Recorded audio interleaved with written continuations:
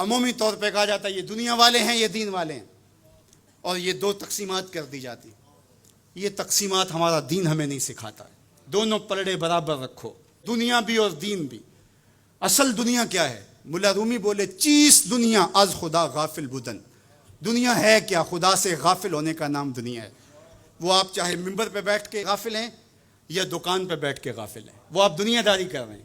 یہاں مقصد لوگوں کے دل اپنی طرف موڑنا، لوگوں کی جیبیں ڈھیلی کرنا، لوگوں میں اپنے آپ کو محبوب اور اپنے آپ کو جو ہے وہ لوگوں کا مقصود بنانا، اپنے بت کو تراشتے رہنا کہ لوگ پوجا پاٹ کرتے رہیں. یہ ممبر پہ دکانداری ہو رہی ہے. اور دوسرا دکان پہ بیٹھا ہے لیکن سچ کا دامن نہیں چھوڑتا. میرے حضور نے فرمایا سچا تاجر قیامت کے دن پیغمبروں کے ساتھ اٹھایا جائے گا. تو دنیا اور دین یہ دونوں ساتھ ساتھ چلتے ہیں. تو دین اور دنیا دو الگ الگ خانے نہیں ہیں. اسلام ترک دنیا سے روکتا ہے لیکن غرق دنیا سے بھی بچنے کی تلقین کرتا ہے. رہبانیت کا درس بھی نہیں دیتا. لا رہبانیت فی الاسلام. اسلام میں رہبانیت نام کی کوئی چیز نہیں ہے کہ تم گھر بار چھوڑ دو، تم بستی چھوڑ دو، تم کوہ غار کی زندگی اختیار کرو. اسلام کا یہ مزاج نہیں ہے. ابھی بات ہو رہی تھی، حضور نے مواخات قائم کیے مدینہ المنورہ میں، اور مواخات مدینہ یہ کائنات کا ایک انوکھا باب ہے، اور یہ ایک الگ مضمون اور عنوان ہے کہ دو افراد کو، ایک انصار لیا اور ایک مہاجر لیا، اور حضور نے ان کے درمیان مواخات قائم کر دی. تو حضرت ابو درداء اور حضرت سلمان فارسی کے درمیان حضور نے مواخات قائم کی. تو جن کے ساتھ بھائی چارہ تھا وہ پھر حال پوچھنے جاتے تھے کہ میرے بھائی کو پریشانی تو نہیں ہے. تو حضرت سلمان فارسی گئے حضرت ابو درداء کے گھر.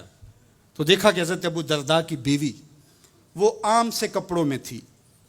تو انہوں نے کہا کہ میری بہن یہ کیا ماجرا، میلے کچیلے واجبی سے کپڑے. تو کہا کہ تمہارے بھائی کو دنیا کے ساتھ کوئی رغبت نہیں ہے، عورت آراستہ ہو. حضور نے عورت کی خوبیاں بیان کی کہ بہترین عورت وہ ہے جب اس کا شوہر دیکھے اس کو تو اس سے خوش کر دے. وہ اس کا لباس، اس کی حیت اور طرز زندگی ایسا ہو کہ مرد کے لیے مسرت، خوشی اور سرشاری کا ذریعہ ہو، تاکہ اس کی نظر یکسو رہے اور اس کے خیالات پر آگندہ نہ ہوں، اس کی سوچوں میں آوارگی نہ آنے پائے.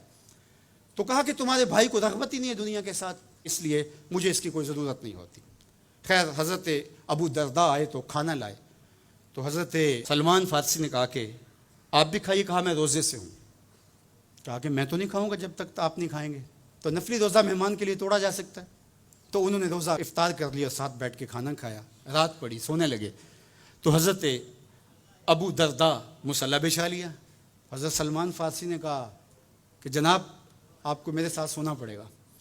اللہ اکبر. یار وہ صوفی حضور کی تربیت کے پالے ہوئے تھے. آج تو پھر فتویٰ متوجہ ہو جاتا نا کہ اس نے مجھے نماز سے روکا ہے، یہ دارا اسلام سے خارج ہے.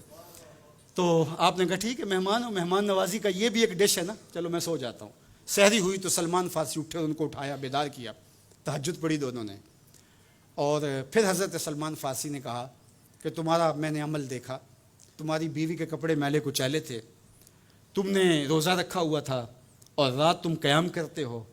تو کہا کہ تمہارے نفس کا بھی تمہارے اوپر حق ہے، تمہارے اہل خانہ کا بھی تمہارے اوپر حق ہے، اور تمہارے رب کا بھی تمہارے اوپر حق ہے، اور تمہارے مہمان کا بھی تمہارے اوپر حق ہے، اور ہر ذی حق کا حق تمہیں ادا کرنا ہوگا.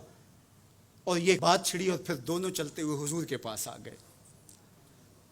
خوشا وہ وقت کے فیض عام تھا ان کا، خوشا وہ وقت کے بطحا مقام تھا ان کا. کیسے وہ لمحے تھے، آج تو کوئی ملتا ہی نہیں ہے. درد ہو تو سنائیں کس کو، زخم ہو تو دکھائیں کس کو، دکھڑے ہوں کس کی دہلیز پہ رکھیں، کس کے کندھے پہ سر رکھ کے روئیں، کوئی رہا ہی نہیں ہے.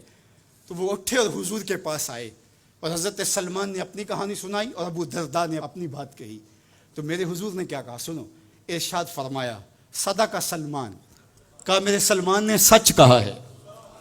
تو ہمارا دین ہمیں یہ کہتا ہے کہ تمہاری زندگیاں خوبصورت ہو، رب کا حق بھی ادا کرو. اور حضور نے ایک شخص کو دیکھا وہ سخت کمزور ہے. تو آقا کریم نے فرمایا کہ کیا ماجرا ہے، تم بہت کمزور ہو، تو نے کوئی دعا تو نہیں کی تھی رب سے؟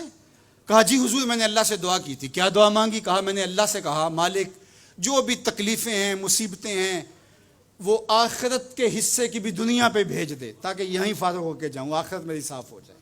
تو بڑے دکھڑے ہیں، بڑے غم ہیں، بڑی اذیتیں ہیں، بڑی بیماریاں ہیں جس نے مجھے کمزور کر دیا. تو بظاہر بڑی اچھی بھلی بات تھی. کہ سارے دکھڑے دنیا پہ لے لی، آخرت صاف کر لی. لیکن میرے حضور نے کیا ارشاد فرمایا؟